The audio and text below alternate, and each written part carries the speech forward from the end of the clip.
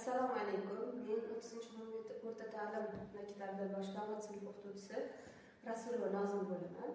Bugun sizlarga malakali ishim uchun berilgan mavzu biz dunyoni qanday ko'rishni istaymiz mavzusida o'tilgan ochiq darsimda foydalangan metodim haqida qisqacha tushuncha beraman.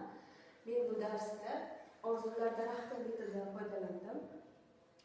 Bu metodning o'quvchilarga foydasi juda katta. Barcha fanlarda foydalanish mumkin. Albatta har bir insonning o'z orzusi bo'lgani kabi o'quvchilarda ham orzular bisyor. Orzular daraxti metodida o'quvchilar nimalarni o'rganishadi, ya'ni dunyoni qanday ko'rishni darsga bog'laydigan bo'lsak o'rganishadi.